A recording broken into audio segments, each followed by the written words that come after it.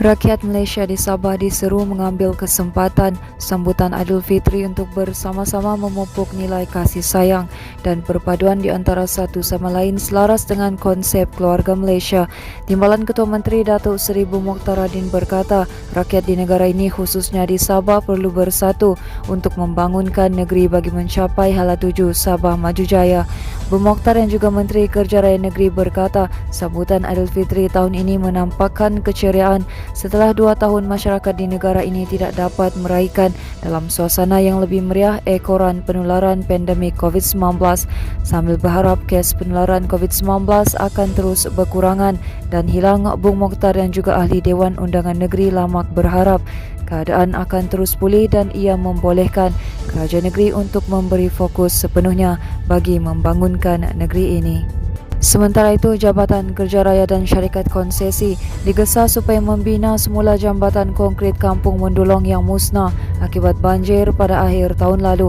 Pemimpin Pembangunan Masyarakat Dewan Undangan Negeri Sindumin, Sanim Yasin berkata jambatan Sungai Muaya Sipitang yang menghubungkan penduduk musnah akibat dihanyutkan arus deras ketika banjir besar melanda daerah ini. Katanya jambatan itu digunakan oleh penduduk kampung untuk menjalankan aktiviti seharian seperti pertanian, menghantar anak-anak ke sekolah terutama penduduk kampung yang tinggal di seberang sungai dan perumahan Lembaga Industri Getah Sabah. Tambahnya lagi, kerosakan pada jambatan itu menyukarkan penduduk kampung memandangkan jalan raya yang ada agak jauh, iaitu kira-kira 15 km dan penduduk terpaksa melalui beberapa kampung. Sani berharap pengarah JKR dan syarikat konsesi yang dilantik oleh kerajaan negeri segera mengambil tindakan membina semula jambatan konkrit yang baru. Ujarnya lagi, ahli parlimen dan ahli Dewan Undangan Negeri di kawasan itu wajar membantu untuk mendapatkan peruntukan segera demi rakyat yang mereka diwakili. Sani dalam pada itu turut menggesa supaya JKR memantau kerja penyelenggaraan jalan raya yang dilakukan oleh syarikat konsesi, memandangkan terdapat aduan daripada orang awam bahawa kerja yang dilakukan tidak berkualiti. Prihatin dengan nasib 8 guru yang terpaksa berjalan kaki untuk kembali bertugas ke kawasan pedalaman, Ahli Parlimen Pensiangan Datuk Arthur Joseph Kurup mengambil inisiatif menyewa 2 helikopter untuk menghantar guru berkenaan kembali ke sekolah hari ini. 8 guru berkenaan akan memulakan tugas mereka esok di sekolah sekitar Mukim Tatalaan, Nabawan, termasuk Sekolah Kebangsaan SK Pangaraan Nabawan. Arthur yang juga Timbalan Menteri Kerja Raya berkata 2 pesawat khas disewa untuk kegunaan 8 guru itu kembali ke kawasan mereka tanpa melalui jalan darat yang terputus akibat bencana banjir baru-baru ini. Beliau berkata biasanya guru-guru di kawasan itu akan mengambil masa 3 hingga 6 jam perjalanan ke sekolah masing-masing bergantung dengan keadaan cuaca ketika itu. Sembang itu, beliau menjangkakan kerja pembaikan yang lain akan menyusul dalam masa terdekat.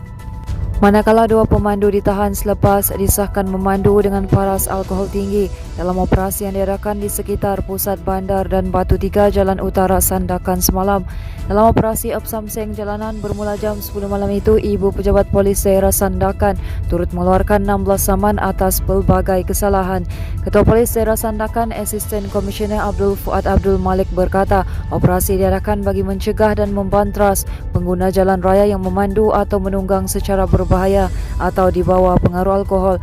Katanya sepanjang operasi itu sebanyak 65 kenderaan dan 75 individu diperiksa. Sementara itu, Abdul Fuad berkata dalam operasi sama, pihaknya turut menggunakan M-Corps atau pemeriksaan sistem PDRM dan sistem JPJ cukai jalan pemilik kenderaan, lesen memandu serta semakan waran tangkap.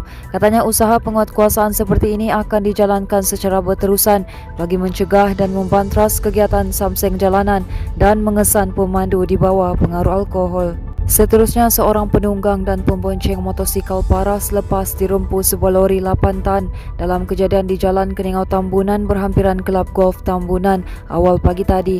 Dalam kejadian kira-kira jam 2.30 pagi itu, kedua-dua mangsa yang dipercayai berusia belasan tahun terbabit dilaporkan patah tulang bahu dan cedera di kepala.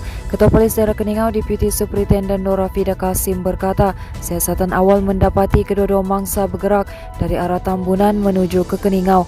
Bagaimanapun katanya sejak tiba di lokasi kejadian, kedua-dua mangsa dipercayai cuba masuk ke sebuah simpang di jalan berkenaan. Nur Afida berkata penunggang motosikal patah tulang bahu dan kini dirawat di Hospital Tambunan. Manakala katanya pembonceng motosikal yang mengalami kecederaan parah di kepala terus dihantar ke Hospital Queen Elizabeth II untuk mendapatkan rawatan lanjut. Katanya hasil siasatan kejadian didapati disebabkan oleh kecuaian pemandu lori yang merempuh kedua-dua mangsa dari arah belakang.